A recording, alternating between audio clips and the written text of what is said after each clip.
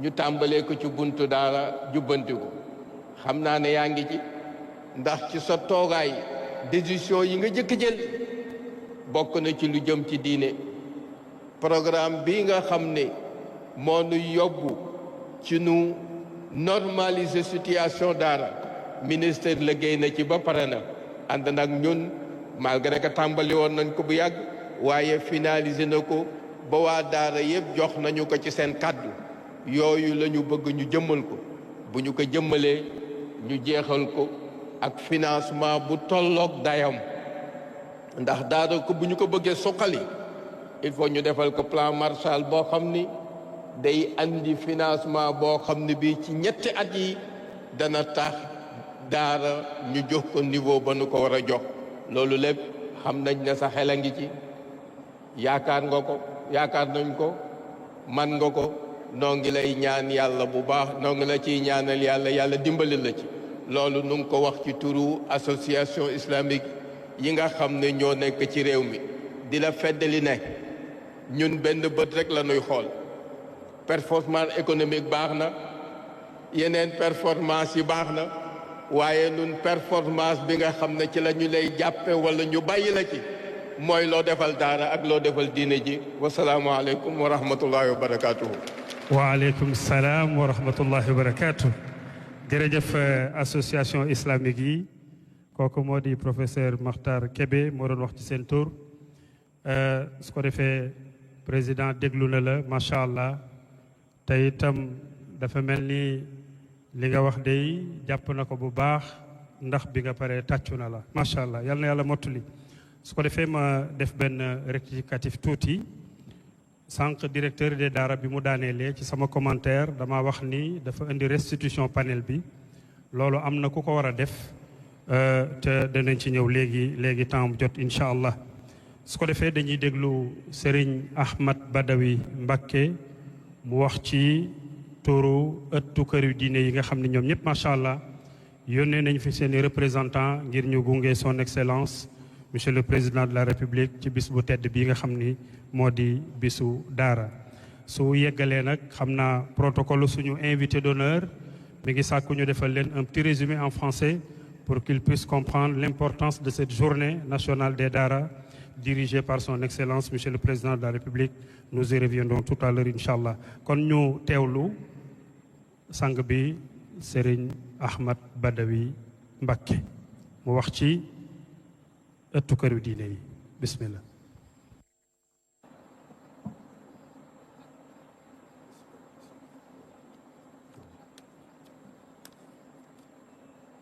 أعوذ بالله من الشيطان الرجيم بسم الله الرحمن الرحيم الحمد لله رب العالمين والصلاة والسلام على أشرف الأنبياء والمرسلين سيدنا ومولانا محمد وعلى آله وأصحابه أجمعين السلام عليكم ورحمة الله وبركاته kilifa réew mi Serigne Bassirou Diomaye Diakhar Faye ñi ngi lay nuyu ci turu a Cheikh Mouhamadinil Muntaqa di ko ñaanal sunu borom bàyyi ko fi te amay ko wér ak ci turu mboolem mbokkam yi nga xam ne ñoo ŋànk diine ji ci Sénégal ñoom ñu yabal nu wax ne nañu ñëw indil la nuyoob lislaam bu tedd boobu bi teg ko ci sa loxo waaye ñaan la nga jàllale ko ci mboolem ñi nga xam ne ñooy njaboot gi lay jàppale ci liggéey bi ak mboolem kilifa yi nga xam ne ñoo teew ci jataay bi ak mboolem ci askanu Sénégal di nuyu mboolem ñi nga xam ne itam ñoo ànd ci liggéey bi Cheikh Mouhamadul Mountakha ak bokkam yu baax yooyu wax ne nañu ñëw fekk see jataay bu tedd bu am solo bii sëriñ bi wax ne jataay bu rëy la ndax da nga ko woote ngir teral ñooñ alquran ngir waxtaan ak ñooñ alquran te ñooñ alquran ñoom ñooy ahlullahi wa xaasatu ñoom ñooy boroomi xam-xam te al ulamaau warasatul anbiyaa yi ñoom ñooy jàngalekat yi te ki njëkk a jàngale mooy borom bi subhaanahu wa taala moo jàngal sunu maam aadama alayhi salaam wa allama aadama al asmaa kullaha ku wax nag sëriñ daara wax boroom xam-xam te ahlu tasawuf dafa am ñetti ponk yu rëy ci ñoom yoo xam ne mën nañu wax ne moo tax sunu borom indi nu fi bi ci jutu mooy alxilaafa bi ci topp mooy al ibaada ba ca toppaat mooy imaaratul ard sunu borom bi muy bind jaam ñi dafa mel ne dafa wax ak malaayika yi ne leen damay sàkk koo xam ne mooy doon sama kóotaay ci kaw suuf ñu ne ko xanaa booba kon nun lay doon ndax ñoom laa yaasuuna allaha ma amarahum wa yafaluuna ma yumaruun waaye mu ne leen maa xam lu ngeen xamul kon baatu xam-xam dugg na mu bind sunu maam Adama alayhi salaam waaye daf koo jàngal wa allama Adama al asmaa kullaha ba nga xamee ne wax na ko itam malaayika yi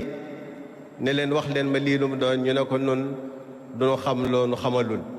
wa id qaala rabbuka lil malaikati inni jaacilun fi l ardi xalifa qaalu atajcalu fiha man yufsidu fiha wa yasfiku dima wa naxnu nusabixu bi xamdika wa nuqaddisu lak qaala inni aclamu ma la taclamuun waaye bu mu bindee sunu maam aadama itam wa allama aadama al asmaa kullaha tumma aradahum ala almalaikati fa qaala ambi'uuni bi asmaai haula in kuntum saadiqin qaalu subhanaka laa ilma lana illa ma allamtana innaka anta al alimu alxakim ñaata yoon la borom bi subhanahu wa taala tudd baatu xam-xam ci aaya bu tedd ba bi kon xam-xam dafa màgg dafa am solo moo tax bi ci jiitu mooy wuutu yàlla ci kaw suuf te loolu doomu aadama la te loolu lu rëy rëy la waaye li ko sunu borom njëkk a def mooy jàngal ko beneen bi tax sunu borom indi ñu fi mooy ñu jaamu ko wa maa xalaqtul jinna wal insa illa li yacbudun te nit ki mënta jaamu yàlla te xamut naka la koy jaamoo beneen bi mooy imaaratul ard wa anshaakum min al ardi wa staamarakum fiha sunu borom lépp lu mu bind ci kaw suuf ak ci asamaan daf ko tàggatal doomu aadama ngir mu mën koo jëfandikoo wa saxara lakum maa fi samawati wa maa fi l ardi jamian minhu loolu lépp sunu borom daf koo def waaye may nag doomu aadama xel moo xam ne moom lay jëfandikoo ngir mën a jariñoo xéewal googu ko borom bi subhanahu wa taala def te loolu lépp nag xam-xam mooy tax mu mën a am moo tax boo wootee di teral ñooñ xam-xam sëriñ bi ne def nga lu rëy bokkam yu baax ñi ne def nga lu rëy def nga lu am solo te ñooñ alquran ñooy ñooñ xam-xam suuf ci la ñuy dig imaaratul ard boobu nag mooy bi am solo mooy ñu jéem a jëfandikoo li nga xam ne sunu borom defal nañu ko ci ay xéewal sunu richesse naturelle yi ak lépp loo xam ne am na ci kaw jaww ji lépp sunu borom dafa noo tàgganal mbay nu xel mun ko mën a jëfandikoo minha xalaqnaakum wa fiha nuidukum wa minha nuxrijukum taaratan oxra waaye kullukum min aadama wa aadam min turab kon sunu borom dafa ñoo jox xel waaye dafa fonk doomu aadama moo tax sëriñ bi wax ne boo wootee di teral ak bokkam yu baax yi boo wootee di teral ñooñ xam-xam yaa ngi def lu rëy yaa ngi def lu am solo waaye yaa ngi def lu ko mate jàngalekat yi ñoo wutu yonent bi alayhi salaam ndax sunu borom bi mu jàngalee sunu maam aadama sallallahu alayhi wa sallam dafa ñëwoon di jàngale wax ne innama bu'ithtu mualliman waaye nag ñi teew ci jataay bi mu ne xayrukum man taallama alqur'ana wa allamahu te ñoom ñooy ñii loolu la sallallahu alayhi wa sallam wax ci ñoo sallallahu alayhi wa sallam ñoo bokk métier waaye ñoom la wax ne xayrukum man taallama alqur'ana wa allamahu daara nag di lu yàgg ndax mën nañoo wax ne ma nga soso woon ca daarul arqam bi nga xam ne fa la wax yu daan wàcce ci jibril alayhi salaam di jàngal sallallahu alayhi wa sallam mu koy jàngal saxaaba yi kon daara dafa yàgg lool moog lislaam ñoo ànd fii ci Sénégal itam bi fi lislaam duggee rek la fi daara dugg defe naa buñ seetaanee liñ fi wane léegi danañ xam loolu solo si nga xam ne am na ko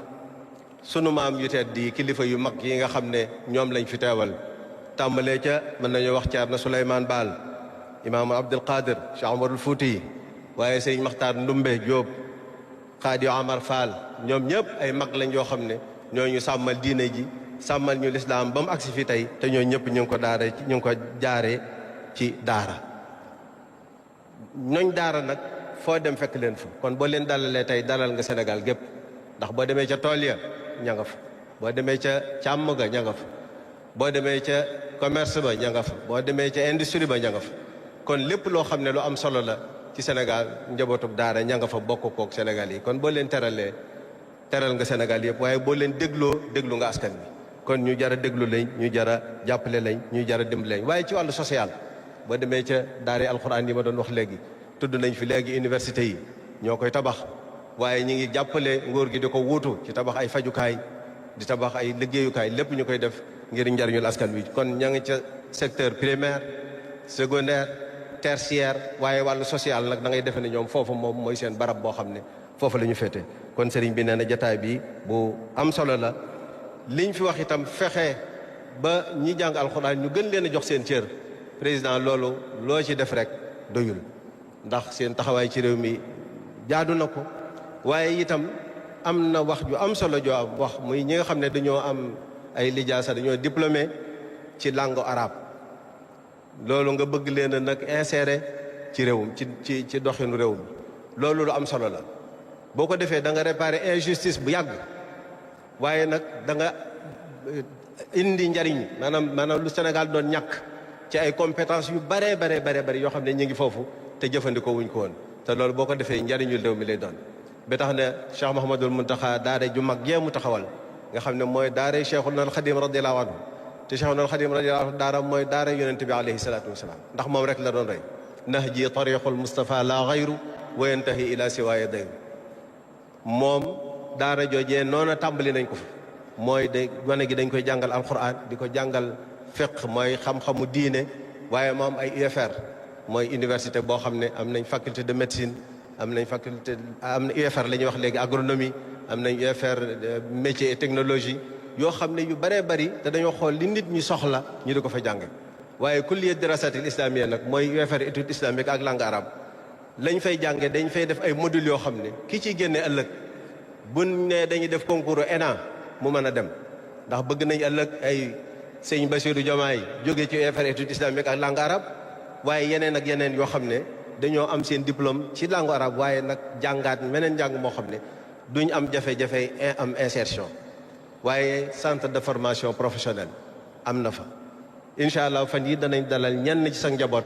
ñoo xam ne ñoo yor institut national du pétrole et du gaz ñu ñëw waxtaan ak ñoom fexe duñ mën a fexe ba ñi génn ci daara yi génn ci njàngum diine mi mën a am ay formation yoo xam ne ëllëg xéewal googu sunu borom defal Sénégal bu koñ koy jariñoo kenn du leen ci jiitu te duñ bàyyi ñeneen ñëw feneen di ko jariñoo kon ci turu kilifa diine yi ñu ngi lay sant di la ñaanal ndax yaakaar ju rëy rëy la askanu Sénégal am ci yow yal na yàlla kàttanal la ba yaakaar jooju nga mën koo yeggale fu kawe njort te ànd ak jàmm ak salaam sunu borom yokk jàmm ci réew mi yokk fi xéewal yokk fi naataange wasalaamu aleykum wa rahmatullahi wa barakaatu. waaleykum salaam wa rahmatullahi wa barakaatu. Mbakke kooku mooy Serigne Ahmad Badawi Mbakke moo doon jël kàddu noonu ci turu ëttu këru diine yëpp macha allah. yal na ko yàlla fay kàddu gi gàtt na tegtalu na yal na ko yàlla fay. bokk na ci biir ay waxam li nga xam ni mooy rôle nit ci kaw suuf ca mooy teewal suñu borom. Excellence monsieur le président de la république sa ministre yi ñeme naa ni ab oustaz a ngi ci. ministre de l'éducation démb jàngat na lieutenant su nit ci kaw suuf ci panel bi jàngat boo xam ni dëgg-dëgg doomu daara yëpp dañoo siggiwaat te loolu lu am solo la kon monsieur le ministre loolu ñu ngi koy seede sa kilifa pour wax ni rek ki nga jox waa daara dëgg-dëgg kenn la ci ñoom nag wax dëgg yàlla macha allah. su ko defee kon ñu jàllale kàddu gi ci ki nga xam ne moom mooy lire conclusion panel boobu ma junj léegi te moo di Cheikh Tahir Fall ñu koy invité fii ci présidium bi su yeggalee nag kiy tëj kàddu yi jëm ci wàllu googu di Serigne Daara si ñu invité ci oustaz Khadim Ndiaye kenn ku nekk ci ñaar ñii nag maa ngi lay ñaan may nañu la juróomi minute nga may ma rek bañ ko romb incha allah ndax engagement yi président waxtu ci moom waxtu la te lu jeex rek dafay jàll ca leen incha allah Cheikh Tahir bismillah.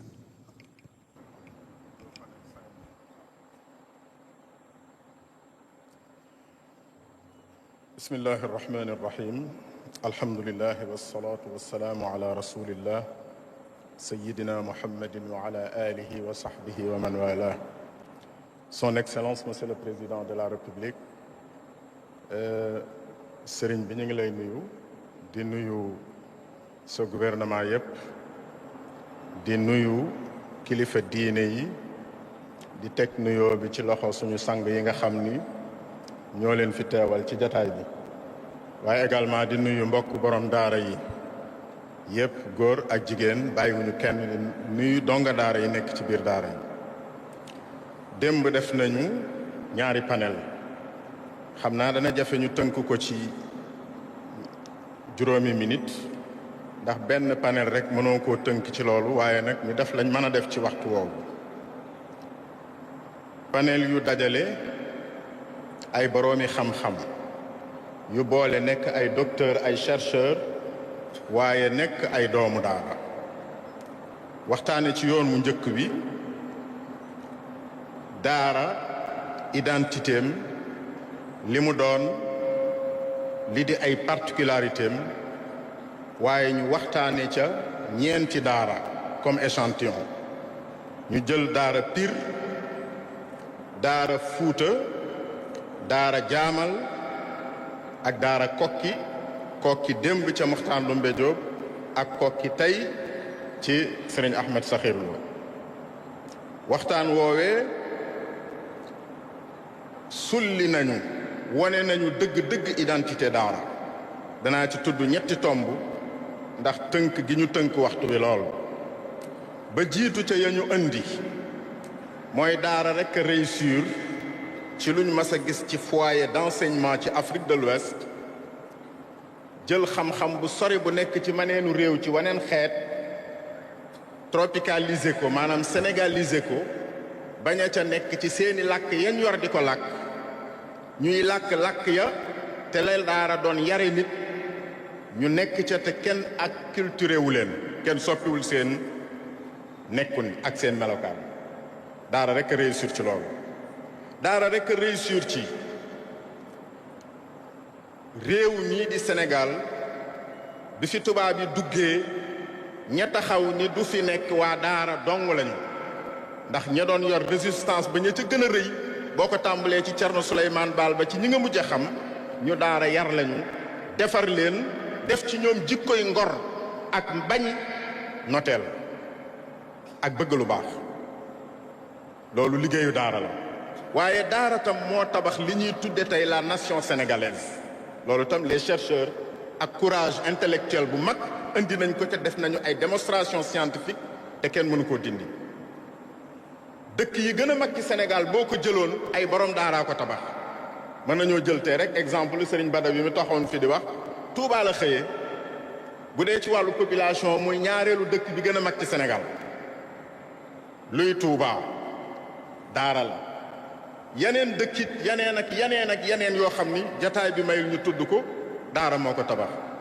juboo gi nit ñi juboo ba Njaay ak Jóob mën a waxtaan Faal ak Jaañ mën a waxtaan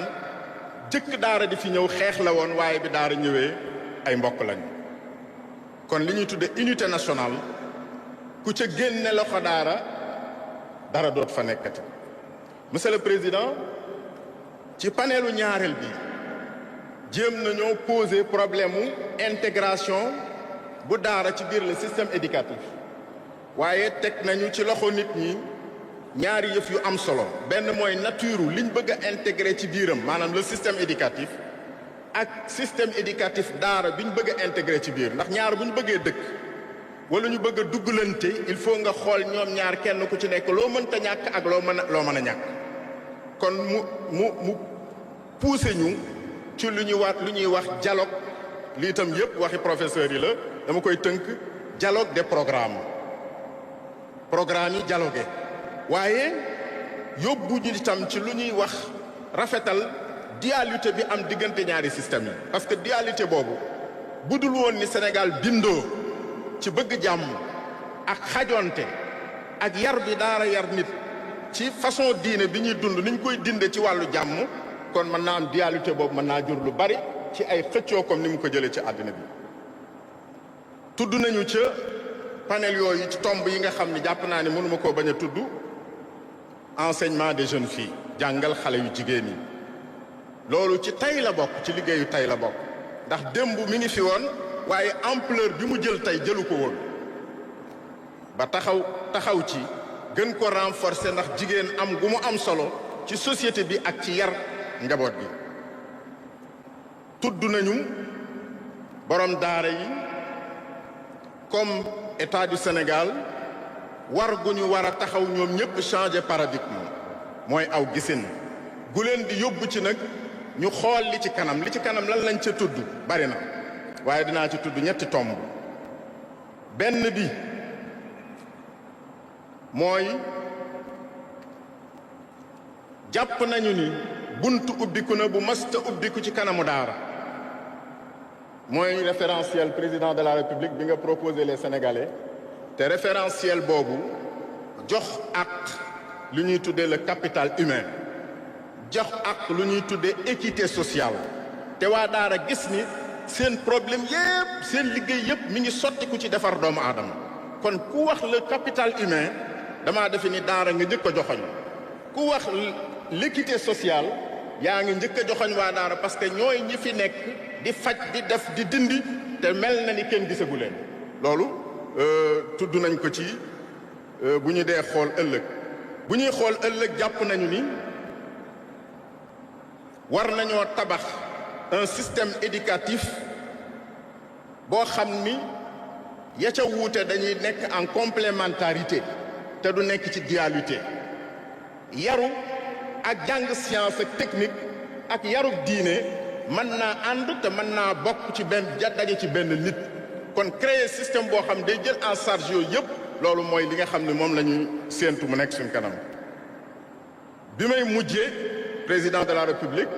mooy les assises nationales des daara les assises nationales des daara répété wu na lool ci biir jataay yi ngir lan li ñu war a wax ci daara xajul ci panel xajul ci bis xajul ci ay bis waaye dañuy jël temps réfléchir waxtaan sottante xalaat ba diisoo ba bind lu leer loo xam ne nii ca la réew mi di doxee ca la ñuy demee bu boobaa participation daara lay doon ci jëmmal référentiel boobu nga xam ni Sénégalais yëpp yëgal nañu seen bopp ni mooy li nar a suqali Sénégal bi iznillahi taala mooy li nar a développé Sénégal maa ngi jéggulu mbokki panélistes yi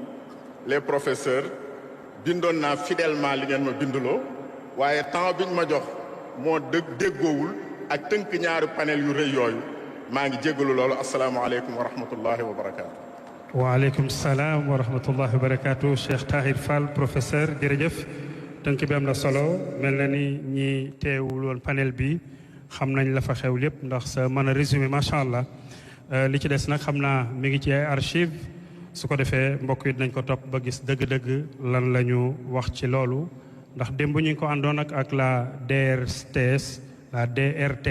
en direct yaakaar naa bu ñu fa demaatee daañu suivre lépp ci en détail kon ñu sant ko gërëm ko bu baax ñu sàkku ci oustaz Khadim Ndiaye mi nga xam ni mooy wax ci turu maître coranique yi di sëriñ daara yi nga xam ni su dul woon ñoom ndongo daara du am sëriñ daara si nga xam ni ñooy muñ ci biir daara yi coono yi fa nekk ngir lan ngir mën a saxal alquranul karim bu ko defee sëriñ Khadim Ndiaye moom la ñuy woo mbokk yi nag bu sëriñ Khadim Ndiaye daaneelee rëbo yi ñooy installé noonu excellence ndekete biir daara am na rëbo yooyu lañ la bëgg a wan tuuti ay ndongo daara yu ndaw a ndaw ñoo ko def gannaaw xam-xam bu ñu jànge ca daara ja bi ñu mokkale alxuraan ba pare ndeke niñ ko waxee léegi mokkaluñ rekk yem ci dañuy mokkal boole ko yeneen xam-xam kon bu Serigne Khadim Ndiaye daaneele ci turu maître coranique yi waa daara As-Sabiroun danañu ñëw wan ñu ana rëbo lan la man te jële ko ci daara bismillah.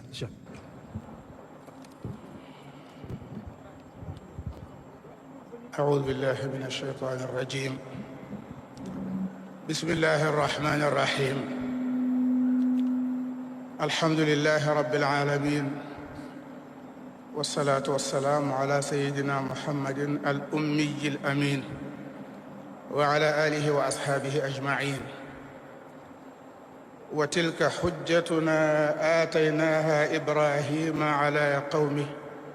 نرفع درجات من نشاء inna rabbaka hakimun alim. assalaamu aleykum wa rahmatullahi wa barakatuh. Monsieur le Président de la République, ñi ngi lay nuyu di nuyu sa premier ministre ak membre yi gouvernement bi ak mboolem ñi teew ci jataay bi di nuyu ñi fi teewal xalif généraux yi buñ ci tuddee Cheikh Ahmad Badawi mu jàll ci mboolem ñi ci des di nuyu jëmm yi nga xam ne ñoo waral bis bii muy daara ak ñi ko jiite te mooy ñi koy jàngale. bisu tey monsieur le président bis la bu màgg, waxuma dafa màgg ci nun kese waaye dafa màgg ci réew mi. ministre de l'éducation nationale suñu xarit suñu wëllëre di ku baax Moustapha Mamba Guirassy ji ngi lay jogleel nuyoo yow ak sa directeur des daara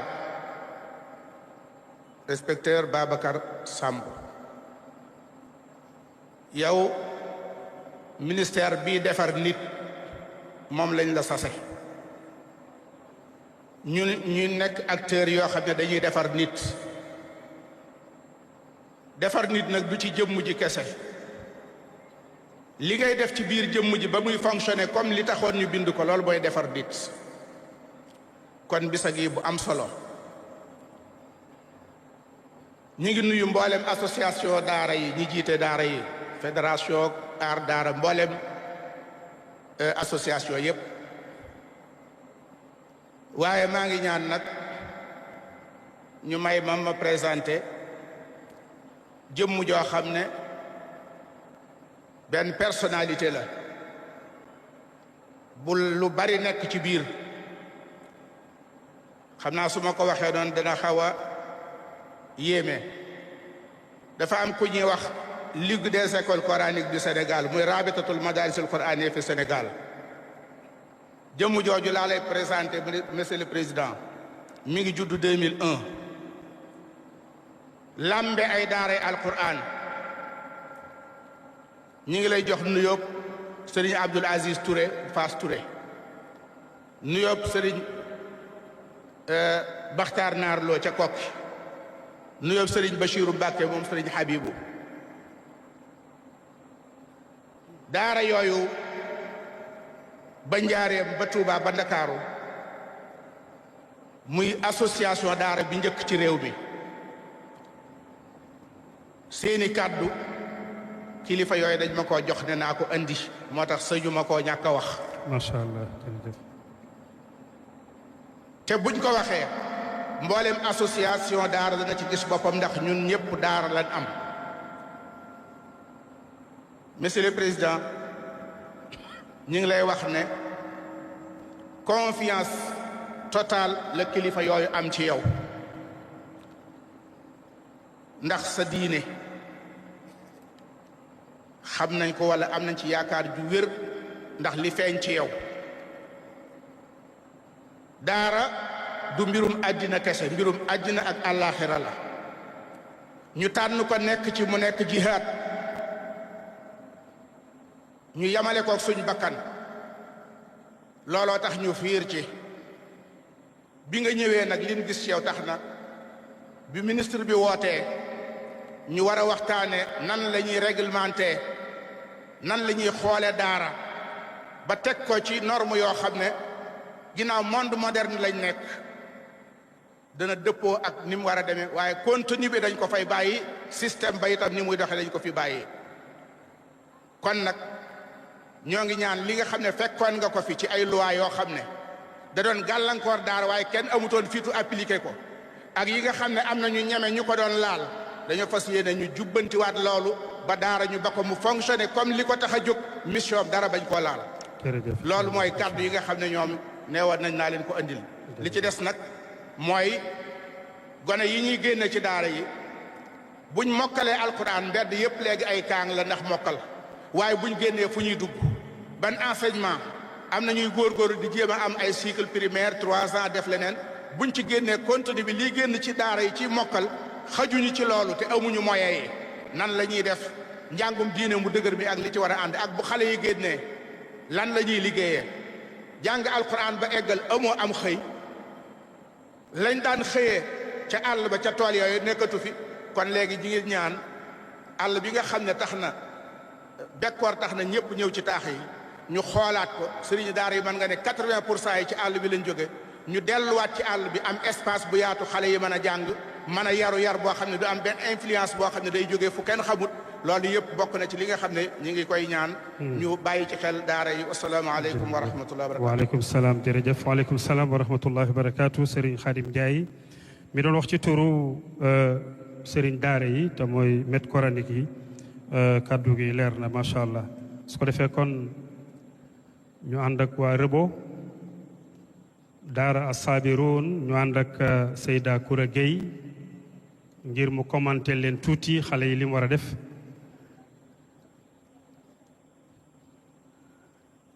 Seyda pour la présentation oui très bien su ko defee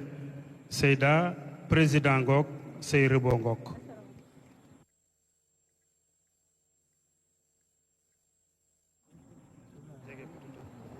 أعوذ بالله من الشيطان الرجيم بسم الله الرحمن الرحيم والصلاة والسلام على رسول الله السلام عليكم ورحمة الله son excellence monsieur le président Bassirou Diomaye Diakhar Faye ñoo ngi nuyu suñu ministre de tutelle monsieur le ministre de l'éducation nationale ñoo ngi nuyu ministre yi fi teew yëpp ñoo ngi nuyu autorités religieuses yi ñoo ngi sargal ndey daara yi ak sëriñ daara yi fi teew di ñaanal bépp mbooloo fi toog barakallahu fi maa ngi tudd Seyda Koura Gueye bokk naa ci ñu xalaat programme éducatif bii ñu leen nar a proposé man ak docteur Fatou Ndiaye oustaz Ali Guissé ak maam Thierno Dieye ñoo ko tëgg donc ñun suñu daara dañoo décidé ubbeeku ci numérique loolu moo tax avec la collaboration du docteur Sidi Ndaw fondateur de DAOS ñu intégré robotique si suñu daara donc bañ ko intégré dañ ci gis njariñ bu bëri ñu yéene ko sëriñ daara yëpp donc comme alxuraan daf moo ñu njëkk a ñaax ci wut xam-xam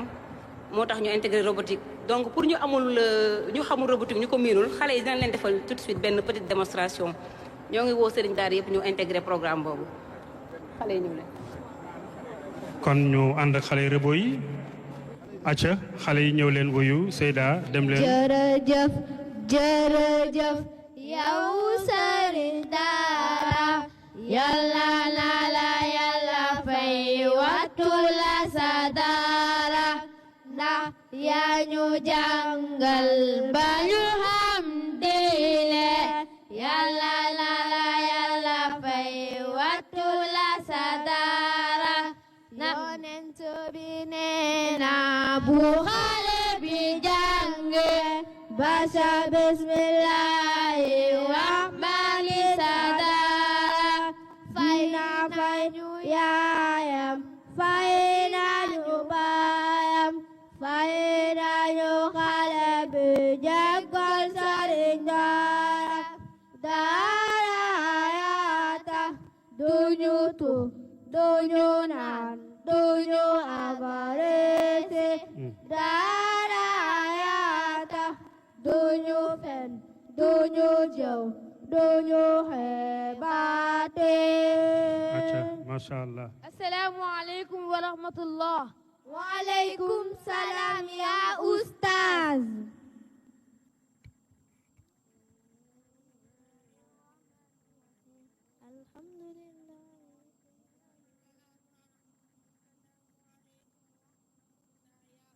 waaleykum salaam wa rahmatullah kii de sama xarit bi la na nga def ça va alhamdulillah waaw maa ngi si jaam waaw toogal nga dalu dalal ak jaam Anta Faye kaa nga ñëw tari sa bind bi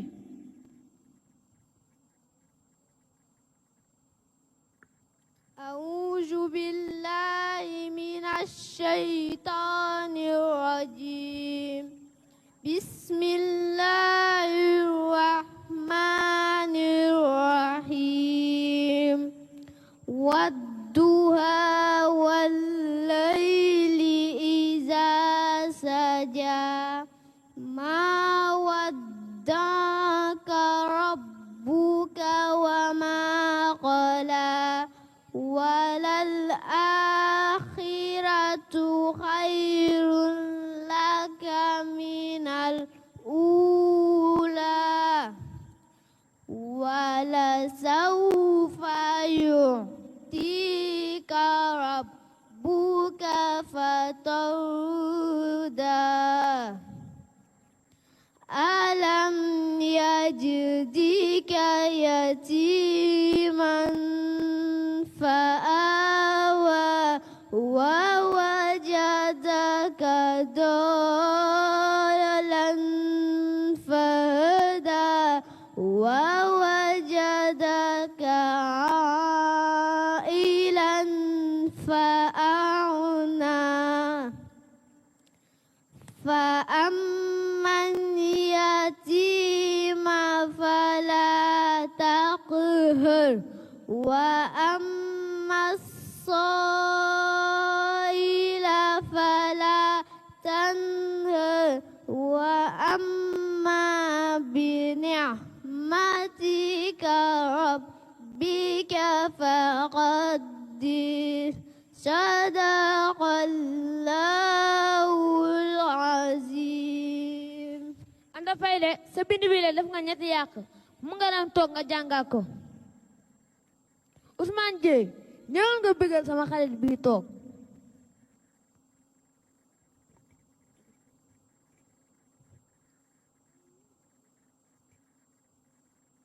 أعوذ بالله من الشيطان الرجيم بسم الله الرحمن الرحيم تبارك الذي بيده الملك وهو على كل شيء قدير الذي خلق الموت والحياة ليبلوكم أيكم أحسن عملا وهو العزيز الغفور الذي خلق سبع سماوات طباقا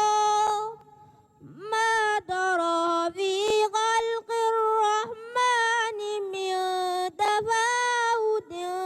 فارجع البصر هل ترى من فتور ثم ارجع البصر كرتين ينقلب إليك البشر خاسئا وهو خسير صدق الله العظيم. Takbir Allahu Akbar takbir Allahu Akbar. Xale yi mun ngeen def seen cours robotique bi seen prof robotique bi léegi bu ñëw. robotique waaw robotique. robotique si daara musuma kaa gis. pourtant am na de. mais musuma kaa gis. waa xale yi jug leen ngeen wan ko robot yi. Qu'est-ce qu'un robot? Un robot est une machine conçue pour effectuer des tâches automatiques, souvent sous le contrôle d'un programme informatique. Les robots peuvent être aussi simples qu'une machine automatisée dans une usine ou aussi complexes qu'un robot humanoïde capable d'interagir avec son environnement. Pourquoi les robots sont-ils importants? Pour l'automatisation, les robots peuvent exécuter des tâches répétitives ou dangereuses de manière plus efficace aussi que les humains, réduisant ainsi les erreurs et augmentent la productivité.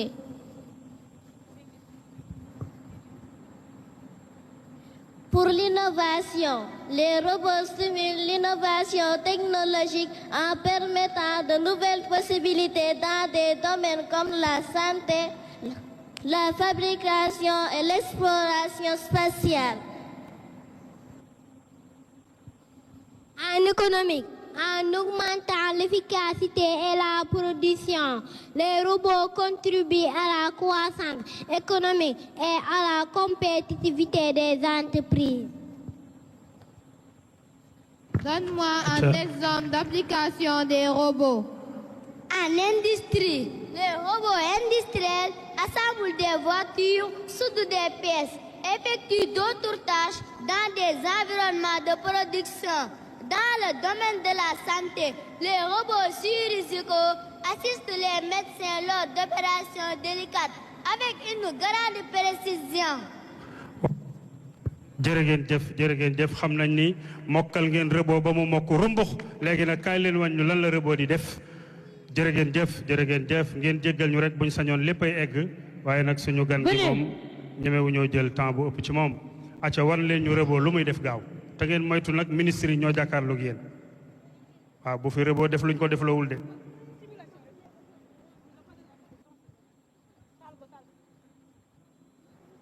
acca mu gaaw Seyda micro bu ko defee ñu xam li ñuy def lan la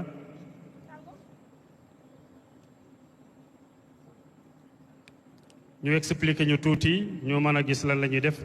xale yi bu leen nëbb seen gan gi robot yi bu leen taxaw ci kanamu président ngir mu mën a gis seen robot yi ngeen defar ba xam lan la robot yi def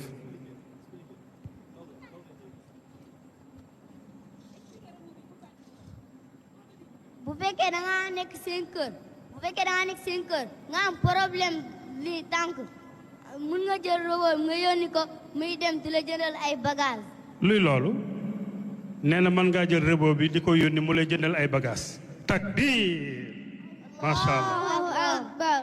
acca ana robot boobu waa toogal nag président mën a gis sa robot bi Seyda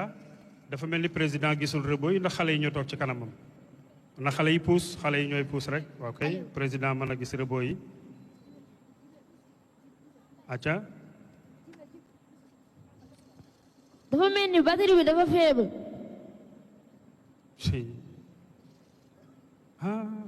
robot buy dox yónneen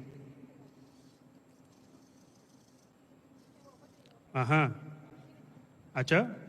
waaye tàccu leen xale yi waay très bien monsieur le ministre ndeysaan gis nga kilifa yëpp tàccu nañ leen yaakaar naa mi ngi noonu kon importance bi mooy rek daara yi nekkuñu fa rek mokkal alxuraan yam ci dañuy xam seen diine waaye nag dinañ fa amaale formation professionnelle kon monsieur le ministre de l'enseignement supérieur xam naa ni am nga ay ndongo yoo xam ni excès guñ waaye ñi ngi nañ tàccu xale yi bu baax macha allah jërëjëf démonstration bi wane bi rek moo ci am solo idée bi jàll na président dégg na ko li ci des dana ko gën a xam ak yéen bravo les enfants ñu tàccu leen bu baax a baax muy daara as-Sabiroun ñu doon wane démonstration boo xam ni ay robot waa ñëw leen nag yéen itam nag président kontaan na ci yéen ba pare ñëw leen wax leen bye bye jërë ngeen jëf ñëw leen yal na yàlla fay leen jërë ngeen jëf kon mbokk yi ñu jàllale kaddu gi ñi ngi jégalu ci temps bi moo ñu tànc xale yi ñëw leen s'il vous plaît ñëw leen waaw ndongo daara day yaru macha allah tàccu leen xale yi bu baax jërë ngeen jëf yal na yàlla fay macha allah su ko defee ñu jàllale kaddu gi ci kenn kiy wax ci turu ndongo daara yi te yaakaar naa allocution yi foofu la yem ñu invité Khadim Sey mi nga xam ni moom moo nekkoon mooy champion du Sénégal ci jàng alquranul karim ci édition grand prix bu Sénico bi ñu génn Khadim Sey kon mu ñëw wax discours bi nga xam ni mi ngi jóge ci ndongo daara yi incha allah su ko defee ñu soog a jàllale programme bi Khadim bismillah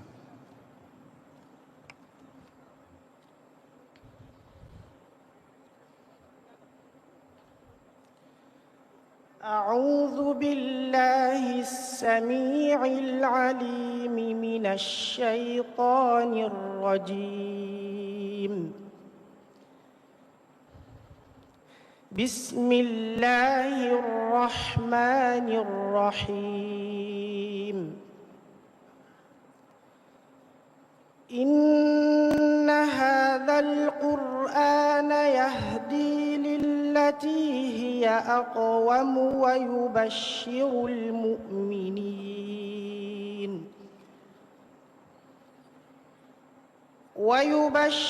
المؤمنين الذين يعملون الصالحات أن لهم أجرا كبيرا وأن الذين لا يؤمنون بالآخرة أعتدنا لهم عذابا أليما ويدعو الإنسان بالشر دعاءه بالخير وكان الإنسان عجولا وجعلنا الليل والنهار آيتين فمحونا آية الليل وجعلنا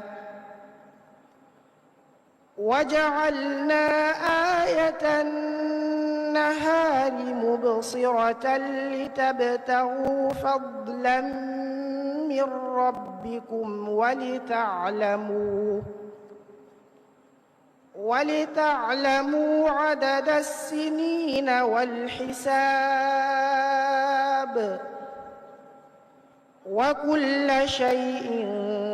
فصلناه تفصيلا صدق الله العظيم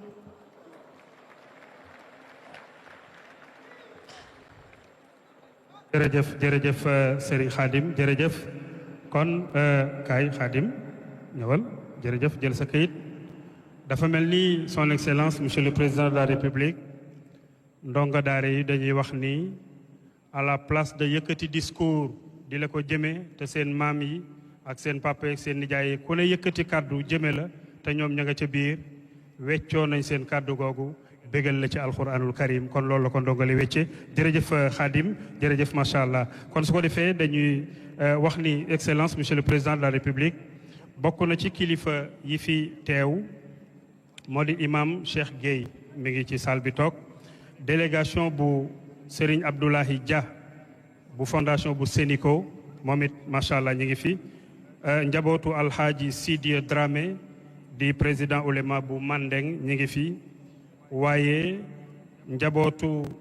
sunu waa kër maam Cheikh al Islam Cheikh Ibrahim Niass ñi ngi fi njabootu sunu waa kër maam Ahmadou Ndak Seck Thiénaba ñi ngi fi njabootu waa Jaamal ñi ngi fi njabootu Médina Gounass ñoom itam ñi ngi fi waaye délégation bu Léona Niassène ñoom it macha allah ñi ngi fi association yi nga xam ni ñoo tënk jàngum alquran mi association diine yi ñëpp ñi nga xam ne ñi ngi yëngu di ay acteurs de daara yëg nañu woote bi am na fu mu leen toll waaye excellence ñoom ñëpp wuy si nañu la kon su ko defee dañuy sàkku ci excellence monsieur le président de la république ndax daf ci am ay jàmbaar yoo xam ne daara ñoo leen formé bi ñu jàngee daara ba pare nag dañ faa jógee dugg ci société bi fexe jariñ seen réew ñii nekk ay opérateur économique ñii nekk leneen ak leneen kon ñuy ay modèle ñooñu nag incha allah président daf leen a war a jox li nga xam ni moom moo di distinction te moo di neexal bokk na ci ñoom Serigne Mboup bu CCBM bokk na ci ñoom Adja Binta Thiaw bu daara Aïcha ummul muminin di jàngal ay jigéen waaye bokk na ci ñoom soxna Mam Xari Mbacké bi jiite fondation éducation pour tous bu Touba di doomu Cheikh Mountakha Bachir kon avec votre permission monsieur le président de la république ñu sàkku ci Serigne Mboup mu ñëw jël si distinction ci loxoy excellence monsieur le président monsieur Serigne Mboup su yeggalee ñu woo Adja Binta Thiaw yaay booy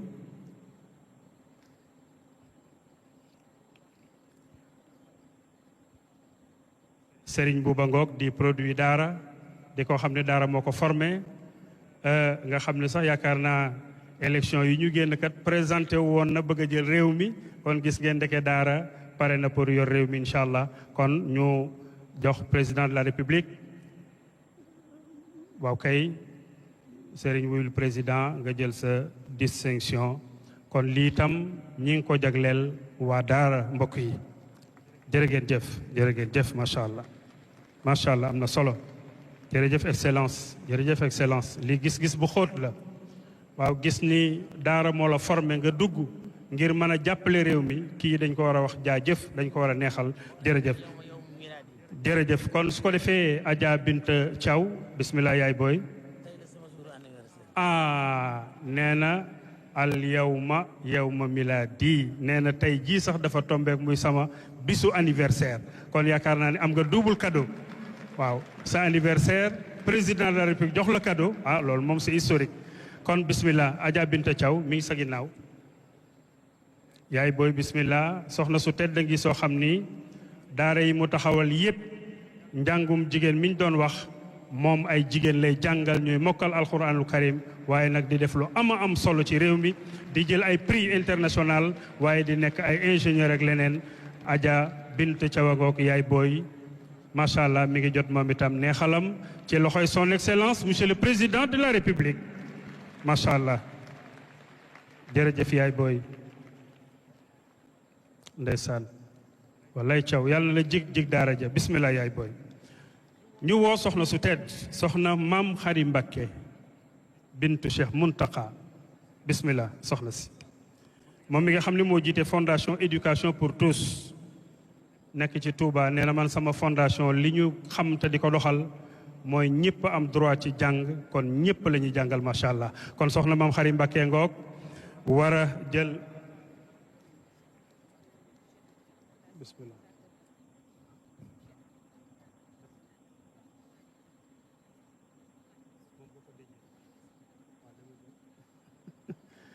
jërëjëf waa ñu jégal ma rek xam naa lim doon wax ñor na ko lool dafay wax ni prix bii may jot ci son excellence monsieur le président de la république maa ngi koy jagleel Serigne Mourtada Mbacké allahu akbar xalaat bi rëy na wallahi monsieur le ministre lii lépp macha allah bégloo na la ndax daaraa ngi nii famille religieuse yaa ngi nii sotti ci ak def ci la soxna si xalaat bi rafet na yàlla na la jig waaye yàlla na jig turandoo bismillah yegsil jërëjëf bismillah jërëjëf yàlla na yàlla fay kon loolu moo nekkoon macha allah ok léegi nag président moo doon neexalaat di neexal ay jàmbaaram son excellence nag yow la ñuy neexal te ki lay neexal mooy monsieur le ministre de l'éducation nationale monsieur Moustapha Mamba Guirassy oui wallaay ndeysaan aka ñoo yaru ndeysaan waaye salle bi gunge leen monsieur le président de la république mi ngi jot neexal bu jóge fan ci ministère de l'éducation nationale waaye ba mu jógee ci ministère mooy dafa ànd ak waa daara yépp acteuru daara yi ñoo àndandoo ak ministre bi jébbal ko raay bi nga xam ni président waa daara yépp ñu ngi lay wax ni jookoo njal am du noonu lañ ko war a waxee yàlla na la yàlla fay président te yàlla guddal sa fan kon su ko defee foofu nag la ñuy jaaree woo ki nga xam ni moo ñuy tëjal jataay bi ci waxtaan waaye ma fàttali ni bu ñu ko wooyee ba mu jox ñu kàddoom gu tedd gi mu waajal annoncé woon naa léegi ni am na ministère yoo xam ni war nañ fee signé convention ak daara yi ñu sàkku ci ñoom donte président génn na ñu mayaat ñu rekk 5 minutes terale ko daara te mooy ministère de la jeunesse des sports et de la culture am nañ convention bu ñu war a signé ak daara yi léegi ministère de la formation professionnelle ministère de l'environnement et de la transformation écologique ministère des forces armées ministère de l'agriculture, de la souveraineté alimentaire et de l'élevage ministère de la famille et des solidarités ak sunu yaay DER délégation pour l'entrepreneuriat rapide soxna Aïda Mbodj kon ñii ñi ngi sàkku ci ñoom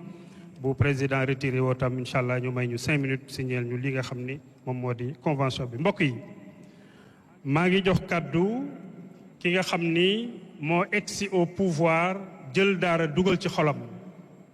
déclaration bi mu njëkk a def bi mu jullijee korité ginnaaw falam ñun ñëpp a ko teewlu ci média yi bokk na ca la mu wax mooy maa ngi félicité sunu doom yi nga xam ni ñi ngi dem bitim réew di fa jël ndamul alxuraan di ñu ko indil magum jëmm nag ci fajar lu mu njëkk a tudd rek loola ñor na ko président merci. maa ngi jox kàddu koo xam ni macha allah boo xoolee sikkimam ak a nuroog bu yont yàlla yuusuf alayhi salaam waaye yemul ci lool de yemul ci nuroo gi rek waaye maa ngi jox kàddu koo xam ni nuroo naag histoire yont yàlla yuusuf alayhi salaam yuusuf buuram a ko tëjoon mu mujj yilif ko nekk président kon maa ngi jox kàddu koo xam ni ume na prison waaye wore na palais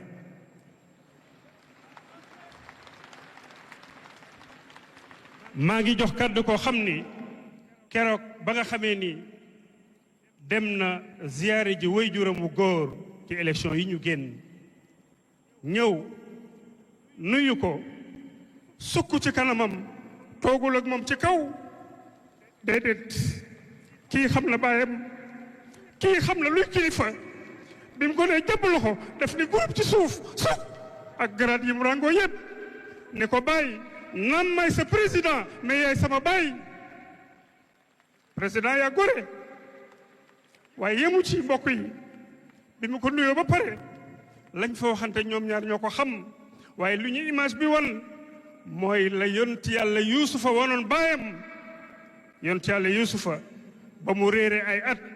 baay ba xam ni demul ndax pexem yàlla ëpp na loolu keroog bañ gisante waatee ba ñuy songoowaat keroog yaram daw na waaye président keroog ba nga tasewaatee sa waajur nuyu ko sug laata nga jóg songu nga ko mu fàttaliñ ci yuusufa ak baayam yàlla na la yàlla sàmm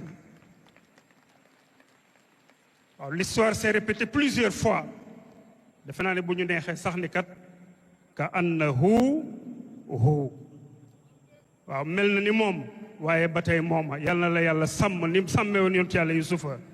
programme bi nga bëggal Sénégal li yusufa bëggaloon Égypte ba mujj ko def teg ko ci économie xam-xam yàlla na yàlla defal loolu lépp nga fekkee ko te tal ko te bu la bopp metti bu saw yaram metti bu loxo nagam bu tànk nagam président yàlla na nga mucc yow lay jox kàddu bismillah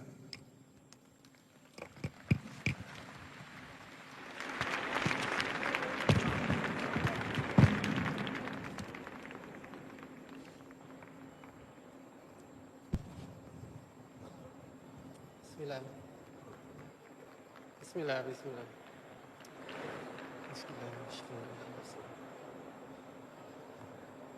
assalamu aleykum wa rahmatullahi taala wa barakatuhu. Monsieur le ministre de l'Éducation nationale, Mesdames, Messieurs les membres du gouvernement, Excellences, Mesdames, Messieurs les ambassadeurs,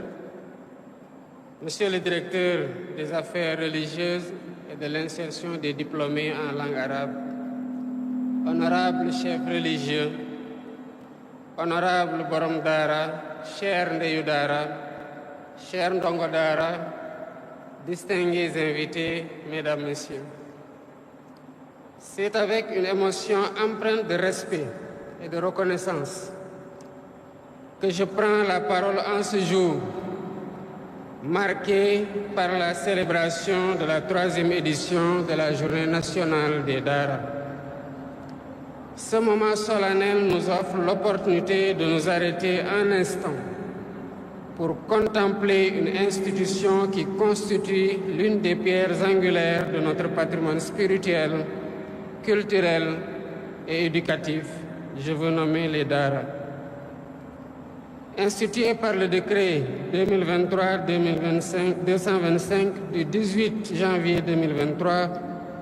cette journée traduit notre volonté collective de rendre hommage à ces établissements qui ne sont pas seulement des lieux de transmission du savoir religieux, mais aussi des sanctuaires où se forge l'âme de notre nation. à travers les siècles, les Daara ont su, avec abnégation et humilité, d'hommes et de femmes à la fois enracinés dans les valeurs profondes de l'islam et capables de contribuer activement au progrès de notre société. En célébrant les Daara aujourd'hui, nous honorons non seulement leur héritage historique, mais aussi le rôle central dans notre vision éducative contemporaine. Plus encore, nous nous engageons solennellement à soutenir leur modernisation et à intégrer pleinement et entièrement les Daara dans le système éducatif sénégalais, tout en préservant leur singularité et leur richesse intrinsèque. Mesdames, Messieurs, si les Daara rayonnent par la noblesse de leur mission, c'est grâce en grande partie à celles et ceux qui les portent au quotidien. Je tiens à saluer ici avec déférence, la déférence qui s'impose, les Borom Daara, ces éducateurs hors pair, véritables artisans du savoir et de la vertu. Par leur dévouement, souvent dans des conditions difficiles, ils inculquent aux jeunes générations des principes de foi, de discipline, de respect, d'humilité qui constituent le socle de leur épanouissement. À leur côté, les Ndeyu Daara jouent un rôle tout aussi fondamental. Ces mères courageuses et généreuses, souvent dans l'ombre, assurent le soutien logistique et moral indispensable à la vie des Daara. Leur engagement quotidien, qu'il s'agisse de préparer les repas, d'entretenir les lieux ou de subvenir aux besoins des enfants, mérite toute notre admiration. Que ces femmes soient assurées de notre reconnaissance et de notre soutien dans leurs efforts constants au service de l'éducation et de la solidarité. Cependant, il serait injuste de taire les défis qui ternissent parfois l'image des Daara et leur noble vocation. Le phénomène de la mendicité forcée des enfants, hélas trop souvent visible dans nos rues, constitue une déviance qu'il faut corriger par rapport à l'esprit originel des Daara. Ces pratiques qui n'ont rien à voir avec l'essence même de ces institutions doivent être revues. Il est de notre devoir collectif donc d'agir pour que chaque enfant inscrit dans un Daara puisse apprendre et s'épanouir dans la dignité. Mesdames et Messieurs, face aux défis et aux opportunités qu'offrent les Daara, il est urgent de concevoir une nouvelle approche ambitieuse et inclusive pour en assurer la pérennité et le rayonnement. C'est pourquoi j'annonce aujourd'hui la convocation des premières assises nationales des Daara. Ces assises qui réuniront tous les acteurs concernés, éducateurs, décideurs politiques, familles religieuses, partenaires techniques et financiers, auront pour mission de réfléchir à une refonte en profondeur du système des Daara. Il s'agira, dans le cadre de ces assises, de repenser leur place dans le système éducatif national afin de garantir une équité totale entre tous les enfants sénégalais,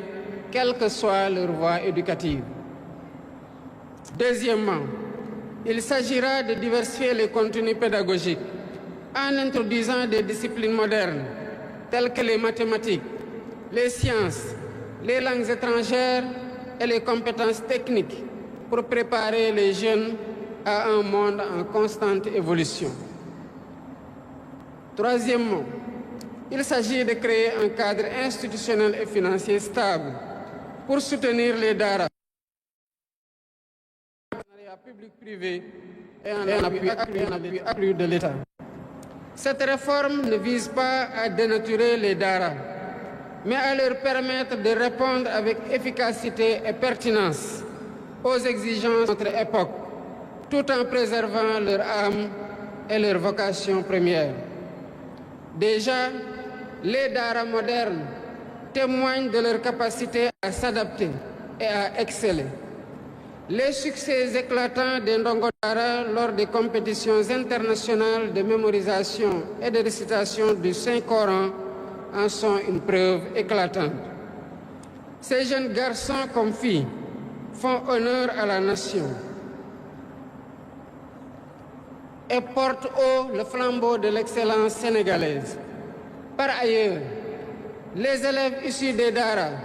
qui poursuivent des études classiques dans nos universités et établissements d'enseignement supérieur illustrent la complémentarité qui peut exister entre tradition et modernité. Ces réussites individuelles, souvent méconnues,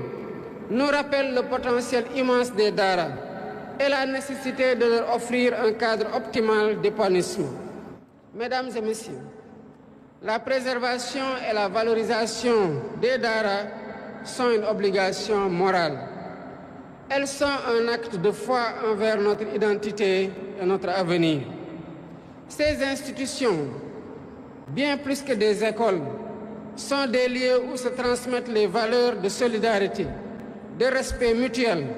de justice qui forment le socle de notre société. Je vous invite chacun et chacune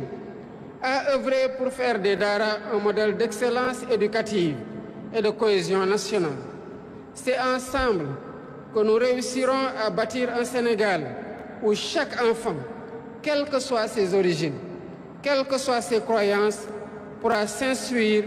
et s'élever dans la dignité. Je vous remercie de votre aimable attention.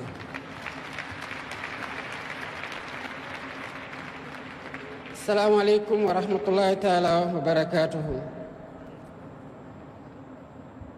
Gannaaw bu ma nuyoo monsieur le ministre de l'éducation nationale di ci toftal ñi nga xamante ne ñooy ministres yi ak secrétaire d'État yi bokk ci gouvernement bi. di nuyu tamit ñi fi teewal ambassades yi ak consulat yi. di nuyu tamit di ko beral loxo kii di directeur des affaires religieuses et de l'insertion des diplômés en langue arabe. waaye di ñaanal di beral loxo kilifa diine yi di leen ñaanal yàlla may leen wér taxawu leen te may leen gudd fan bàyyi leen suñu kanam ñu yàgg ñoo gunge di ñu tette. di sargal tamit ñi nga xamante ne ñoo yore daara yi di ndeyu daara yi di borom daara yi waaye di sargal tamit ndongo daara yi nga xamante ne yàgg nañoo yëkkati raay ak Sénégal ci bitim réew. maa ngi nuyu ñëpp ñi fi teew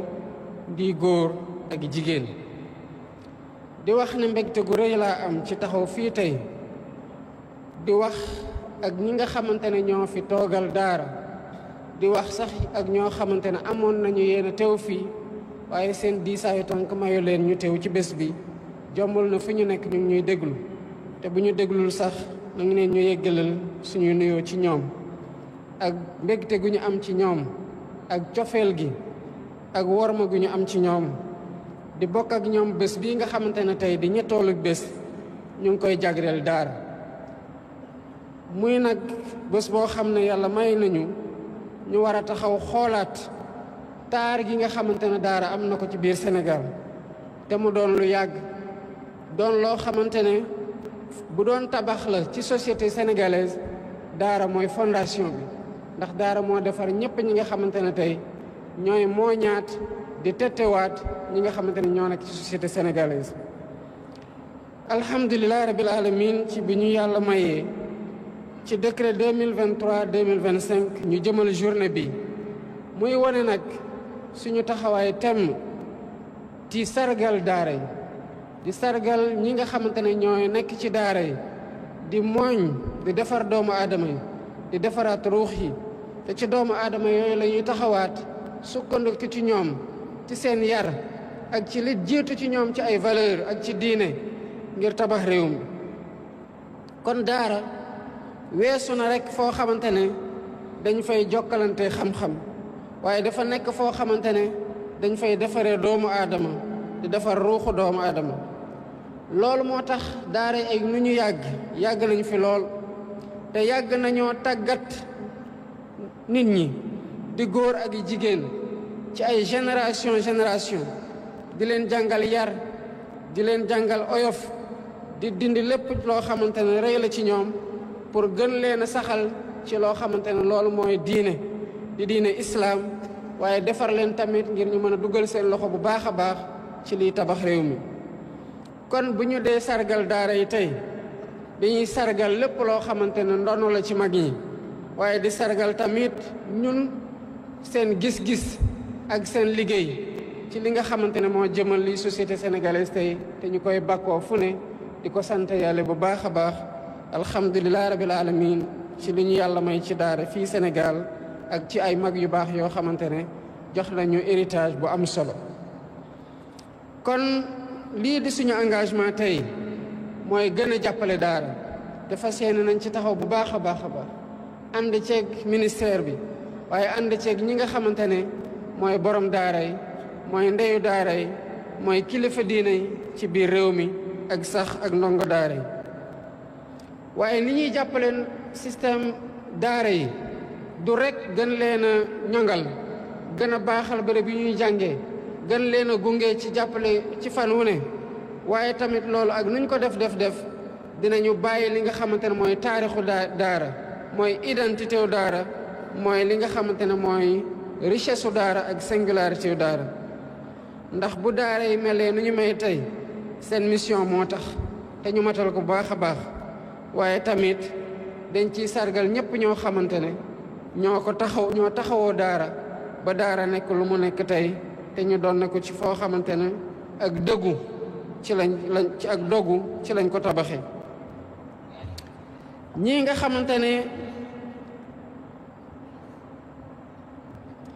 nga xamante ne ñoo nekk ci daara yi te di yar ci discipline ci respect ak ci humilité mooy ñi nga xamante ne ñooy waajal ndaw ñooñu ñuy defar ci daara yi ci ñuy taxawee ci biir société yi. waaye ni ustaas yi bare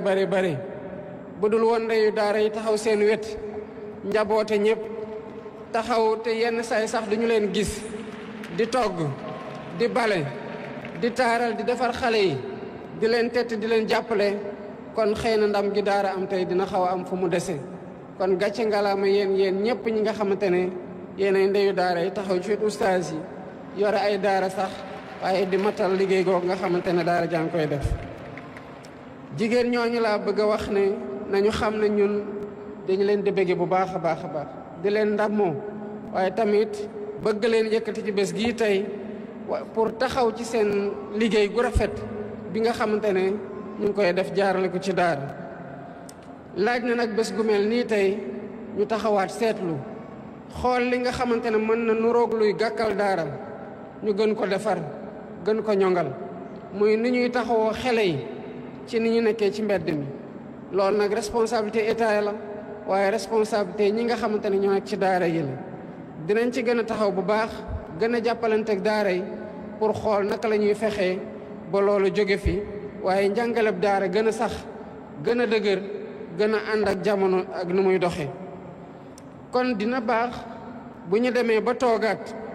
ñu waxtaanaat li ñu bëgg daara doon naka lay méngoog jamono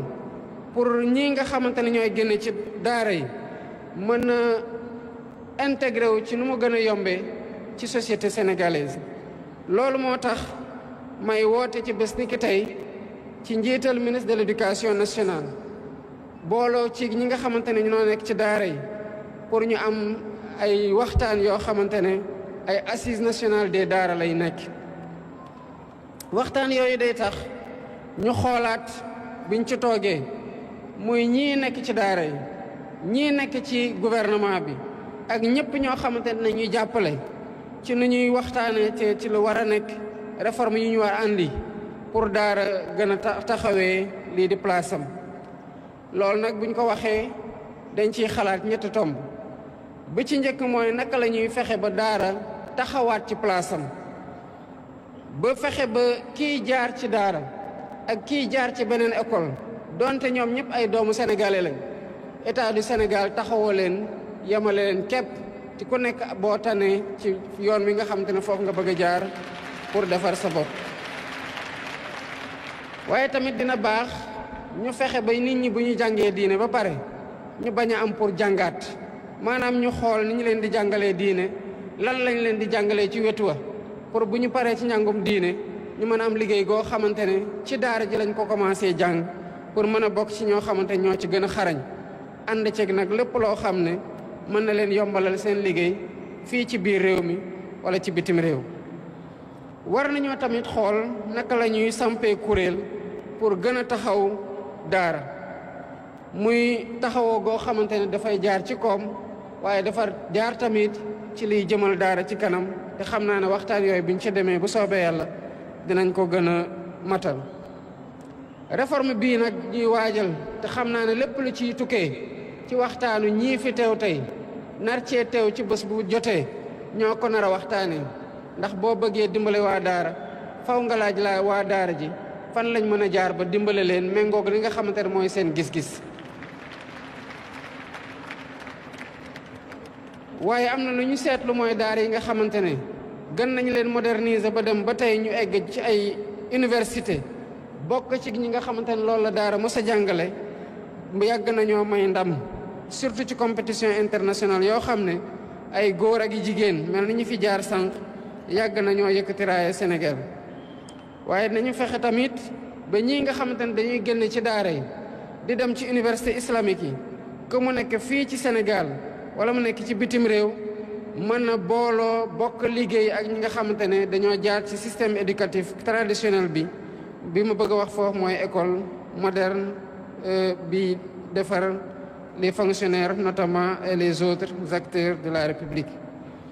kon mbokk yi lii nga xamante ne mooy li ñu donnee ci daara te muy alal goo xamante ne amul njëg ñun ñëpp ñu war ko xam jàppee ko ñaari loxo jàppee ko fula gën ko taxaw wareef la ci ñun ni leneen nekkee wareef ci ñun ndax daara amul lenn lu ko ëpp solo ci liy defar réew mi ak ci li defar doomu réew mi. kon maa ngi leen di woo góor ak jigéen mag ak ndaw seen taxawaay gii ngeen am te gouvernement bi taxaw temm tey gën leen ci bëgg a gunge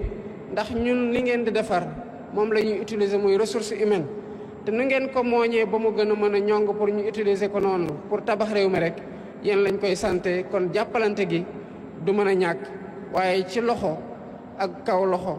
waxtaanaat xam ne li ñuy liggéey ak lu ñu bëgg defar Sénégal moo ñuy tax lépp loo xamante ne am nañ ko yéen def ci daara ñu matal ko.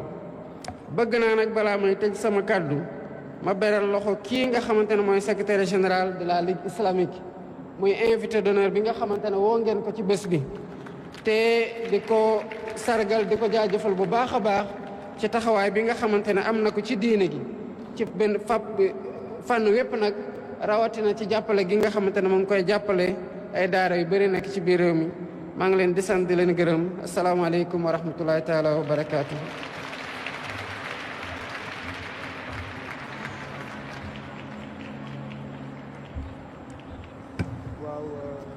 mel ni kon ñoo ko gisandoo Massamba njiitu réew mi son excellence Bassirou Diomaye Diakhar Faye yëkkati kàddu yu am solo discours bu am solo li ci gën a nekk am solo maas ci information mooy assise des daara loolu yaakaar naa lu ñooñ daara doon demandé la di ko sakku président tontu ci xam lañu leen bés boobu dana am kon mu mel ni kon journée nationale des daara waaye tamit assise des daara day permettre ñu waxtaanee lépp lu aju ci wàllu daara yi Massamba. jërëjëf sëñ Habib yaakaar naa ne tey bu ñuy résumé li nga xam ne mooy solo si bés bi maanaam bu ñu doon wax naan li ñu yondoo taataan lépp tey président tënk na ko ci li mu leen dig ne leen danaa dem ak yéen ci ay assises dinañu def ay assises nag li mu signifié mooy waxoon nañ ko sànq nit koo xam ne kii daara ñor na ko nit koo xam ne kii am na lu mu bëgg a def ci daara yi nit koo xam ne kii jàpp na ne vision am daara yi dañ ci am benn place stratégique léegi nag bu dee dañuy dem ci assise mooy lan mooy ñëpp daje ñëpp toog ñëpp waxtaan yëkkateendoo xàccandoo xalaatandoo te loolu je pense que tey mën nañu wax ne daanaka foofu fi la li nga xam ne ni tey mooy daara yi toll bu ñu defee ay assises ñoom ñëpp dégg nga borom daara yi jël nañ fi ay kaddu li ñu fi wax mooy naka la ñuy fexee ba li nga xam ne lii mooy daara yi seen jàmbat seen i jafe-jafe seen i bëgg-bëgg ñu mën ko résumer donc loolu je pense que le président de la République vient de leur offrir la tribune idéale pour véritablement aller vers la résolution de tous les problèmes des daara assise moom saa yu ko gouvernement tuddee mooy jàppal ne bëgg naa jël ay décision te ku bëgg a jël ay décision di nga wax assise mooy dajale assise mooy waxtaan assise mooy pencoo assise mooy xalaatandoo assise mooy bokkandoo benn gis-gis bokkandoo benn vision kon yaakaar naa ne Habib daanaka bu waxtaan mi yemoon fii tey sax borom daara yi ñoom jàpp nañ ne tey ñoom am nañu ndam am nañu mbégte parce que président defal na leen ko beneen bi ci des mooy Aziz di mooy sëñ Habib président ci biir waxtaan wi am na baat yoo xam ni dafa dellu si mooy par exemple fi mu waxee ne nañuy tàggat ndongo yi waaye nañu fexe ba ndongo yi am une formation complète mooy lan mooy li ñu daan gis mooy ñu bëri yaakaaroon nañ ne ndongo daara moom daanaka su jàngee ba pare rek dafa war a jàngale ji wala dafa war a dem ci tool yi dem bayi donc président nee na nañu dimbale ba ndongo yi ñu leen defal formation complète bu leen di permettre ñu mën a dugg ci ay métiers loolu am na solo beneen bi ci des mooy le président wax na tamit ni daara yi li nga xam ne lii moom la ci gis mooy lim ci gis ci njëriñ yoo xam ni te loolu yaakaar naa ne moom lañ doon wax sànq mu mel ni daal Habibou waaw vraiment jar na gunge jar na tàcc. muy ambiance bu am solo. lu wane mbégte Massamba. ci ni askanu ñooñ daara. comme ni ñu koy waxee rek xaw ma bëgguma ñuy wax nitu daara. waaw ñooñ daara maanaam ñi nga xamante ne dañoo baaxoo bàyyi koo ci daara. yaakaar naa tey am nañu mbégte. ni nga ko waxee loolu rek ci synthèse dafa am lu am solo ndax da ngaa wax sànq ni li ñuy bayee li ñuy dundee ci daara yi président ni nañ fexe ba gën a moderniser. nañ fexe ba jàngale mathématique nañ fexe ba jàngale science nañ fexe ba lépp loo xamante ni bii dafa nekk luy jariñ wàllu xam-xam ñu boole ko ci daara te yaakaar naa xale yi ñu gis sànq ñuy wane wàllu robotique di xool nan la ñuy fexe ba bu ñu jàngee alxuraan ba noppi waaye ñu boole leen ci wàllu xam-xam boo xamante ni bii fi jumtuwaayu xarale yi yem xale yi dinañ mën a seen xam-xam mën a dem foofu kon loolu lu am solo la yaakaar naa tey te loolu bokk na ci ak li nga xam ne ni moom la ñuy jàngale ci éducation nationale waaw vraiment loolu moom Habib ku ko wax ku ne di nga wax ni daara yi kon mën nañ li ñëpp mën nañ ko xale yi nekk ci daara yi duñu ay xale spécial ay xale Sénégal lañ ay doomu Sénégal lañ te yàlla def nag yow xam nga ko alxuraanul karim fu mu jiitu ci bopp wax dëgg yàlla am leneen loo ko teg damay faral di wax naan waaw ku mokkal alxuraan loo gisee mokkal ko mu jeex d'ailleurs li nga mën a gis mooy xoolal li ñuy wane mooy sëriñ daara yi ak taalibe yi dem nañ tey ba mokkal nañ ñenn ñi wax naa la ko ay ingénieur lañ ñenn ñi ñi ngi def tool modernisation de l'agriculture ñenn ñi ñi ngi ci napp mi ça veut dire que le daara peut ouvrir toutes les portes parce qu'en réalité je pense que loolu la président comprendre te développement endogène bu ñu réew mi bu ñu koy wax développement économique amul benn pàcc bu war a des nga ñëpp jógandoo ñëpp àndandoo jàngale bi baax na jiite diine ji baax na parce que tamit dañoo soxla loolu nekk ci école yi tamit baax na nekk ci tool yi baax na lépp loo xam ne li participation la au développement économique du pays je pense que loolu lañ soxla actuellement te bu ñuy wax Sénégal 2050 xam nga place bi ñuy jox la compétence humaine la ressource humaine former des jeunes capables de porter le développement du pays de s'adapter et de s'ancrer dans nos valeurs religieuses donc loolu je pense que am na solo te loolu mooy li nga xam ne lii moom la ñu wane donc ñu fexe rek ba li nga xam ne daal président wax na ko waa daara yi bu ñu demee ñoom seen biir nañu xam ne am nañ bés bu mag am nañ président boo xam ne bi pare na pour gunge leen am nañu ay autorités yoo xam ne pare nañ pour gunge leen et je pense que loolu am na solo léegi nag li ci des mooy Habib donc yaakaar naa ne waaw dafa mel ni tamit déggoon nañ sànq waaw ñu wax ni maanaam am na juróom-benn milliards yoo xamante ni bii waaw des na ko dugal muy allocation 20% boo xamante ni bii ci dañ koy jël ci collectivités territoriales yi di ko jàppale daara yi lu am solo mais loolu dafa am solo xam nga yàgg nañu xam la xalaat ne collectivités territoriales yi dafa am benn rôle bu important bu ñu war a jouer dans l'éducation d'ailleurs c'est une compétence décentralisée mais dans la compétence décentralisée ils étaient encore dans les écoles maanaam ci écoles yi la ñu nekkoon mais léegi nag nañuy fexe ba effectivement dans le budget consolidé de l'État BCI bi juróom benn milliards yoo xam ne at mu ne ñu teg ko ci table ji te li ma la bëgg a wax Habib mooy autorités yu bees yi fexe nañu ba li nga xam ne mooy koppar yi ñuy wax ne mooy subvention yi di ñuy wax ak yow nii nit ñi ngi dem di ko jënd seen xaalis borom daara yi ñi ngi encaissé seen xaalis te xaalis boobu lañ cey def mooy suqali daara ji dimbale xale yi ci lekk dimbale xale yi ci naan dimbale xale yi ci nekkuwaay dimbale leen ci seen am faj je pense que loolu am na solo ba tey tamit gis nga ni président de la république mi ngi wax ne jox na ndigal ministre éducation nationale mu xaatim benn convention ak ministère de l' agriculture ngir ñu mën a fexe ba borom daara yi nga xam ne dañuy soxla mbay ñu jox leen aussi ñu bay donc je pense que Abibou vraiment waxtaan bi nga xam ne tey moo fi jóg vraiment ak disponibilité loolu am na solo voilà dama ne waxtu bi xat na waaye nag faw ñu jox kenn koo xam ne bii xëy na ci daara la bokk sëñ Cheikh Samb nan nga gisee tey jotaay bii tey nan nga gisee jotaay bii tey njiitu réew mi wax bi la am solo mu jëm ci wàllu assise des daara muy am solo. jërëjëf sëñ Habib maa ngi lay nuyu di jaar ci yow di nuyu le directeur général de la RTS Pape Alé Niang di suñu wóolare di suñu xarit tey ku ñëw fii ci Dakar Arena sa xel dal na sa xel sa xol sedd na waaye comme ni nga xam ni tey moom la le président de la République son excellence Bassirou Diomaye Diakhar Faye waxee ci li nga xam ni ay la yéwén càkkuteefu ñooñ daara la muy ahlul quran wa xaasatuhu ci mbirum assise des daara loolu nekk loo xam c'est une demande nationale waaye li gën a marqué nit ñi tey mooy discours bi nga xam ni le président daf ko wax moom ne dafa comprendre enjeu yi comprendre historique gu daara waaye moom njiitu réew mi mu comprendre rôle déterminant bi nga xam ni ñu may le ministre mooy wax ministre de l'éducation waaw am solo ministre yaa ngi fii ngir jëmmu daara ak problème yoo xam ni yëkkati nañ ko fii dañu bëgg a signer convention yi te lu am solo la pour président de la république sànq kàddu yi ñu fi yëkkati mooy daara am na jàngaro yoo xam ne dañ ko war a saafara kon suñu yàlla dimbalee ba ministre yi nekk fii